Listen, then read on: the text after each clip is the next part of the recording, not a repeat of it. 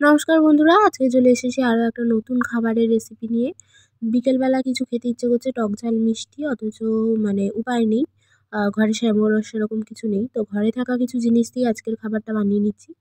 তো প্রথমেই টমেটোগুলোকে এরকম কুচি কুচি করে কেটে নেব। টমেটো কাটতে আমার বিরাট লেভেলের ভয় লাগে, কারণ হচ্ছে টমেটো কাটা খুব টাফ।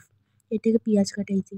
তো টমেটো, পেঁয়াজ আরও যা যা থাকবে, মটরশুঁটি থাকলে মটরশুঁটি, তারপর কর্ন যদি কারোর থাকে তো কর্ন, তো সব কিছু ভালো করে কেটে নেব। তারপর একটা ম্যাগির প্যাকেট নিয়েছি, এই যে 12 টাকার ম্যাগির প্যাকেট যেটা হয়, এখন বোধহয় 14 টাকা করে দিয়েছে।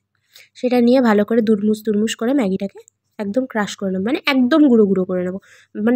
যদি কারোর উপর রাগ থেকে থাকে, তাকে ঝাড়তে পারছি না, দেন সব রাগ ওই ম্যাগির ওপর দিয়ে একদম কুচি কুচি কুচি কুচি কুচি কুচি কুচি করে, মাঝে তো আমি আবার শিলপাটা দিয়েও গুঁড়ো করে নিয়েছিলাম। ম্যাগিটাকে একদম ক্রাশ করে নিতে হবে, একদম যাতে গুঁড়ো গুঁড়ো হয়ে যায়। তারপর সেটাকে আমি ইন্ডাকশানে বসিয়ে নিয়েছি, আর ইন্ডাকশানে বসানোর পর আমি একদম শুকনো খোলায় হাই ফ্লেমে ম্যাগিটাকে ভেজে নেব।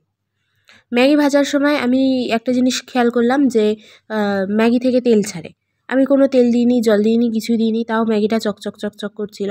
আমি বুঝতে পারলাম না, ন্যাচারাল হাইলাইটিং একটা ব্যাপার।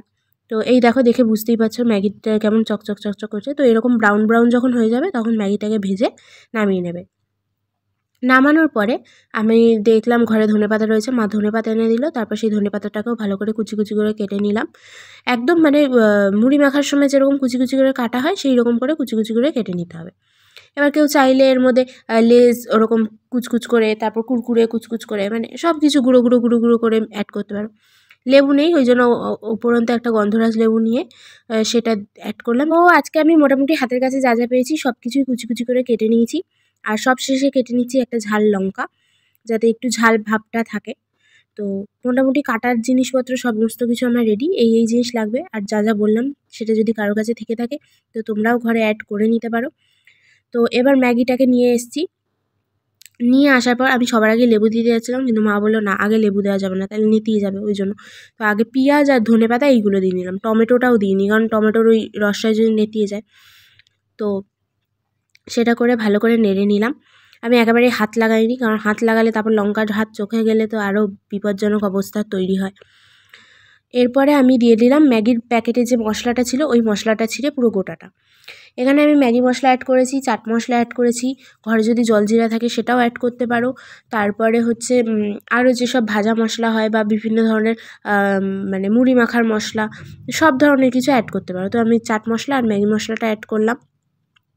আর টক ভাবের জন্য তো লেবুটা অ্যাড করছি। গন্ধরাজ লেবুতে টকের থেকে বেশি হচ্ছে গন্ধটা হয়। তো যাই হোক, মোটামুটি ভালো করেই মিশিয়ে নিতে হবে। আর মাখিয়ে নেওয়ার সময় যদি কোনো ম্যাগি বড়সড় কোনো ম্যাগি থাকে তো সেটাও ভালো করে ক্রাশ করে নেবে। তো এই পর্যায়ে এসে তোমরা ওই লেস, কুরকুরে এগুলোও ক্রাশ করে অ্যাড করতে পারো, তাতে পরিমাণও বাড়বে আর টেস্টটা তো আরও ভালো হবে।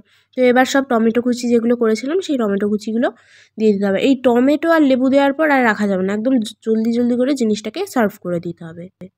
তো এগুলো দেওয়ার পর সবকটা ইনগ্রিডিয়েন্টস ভালো করে মাখিয়ে নিয়েছি, আর নেওয়ার পর আমি একদম লাস্টে একটু লেবু চিপে দিয়ে দিলাম। লেবু ছাড়াই হচ্ছে ভীষণ টেস্ট হয়েছিল। আর তোমরা যারা টমেটো সস খাও তারা টমেটো সস বা তেঁতুলের কাত এগুলো অ্যাড করতে পারো। তো এবার সার্ভ করার টাইম চলে এসছে, আমি একে একে বাটিতে সাজিয়ে নিলাম। আজকে চটপটা নাস্তার রেসিপি এখানেই শেষ। আশা করি সবার ভালো লেগেছে। সবাই ভালো থেকো, সুস্থ থেকো।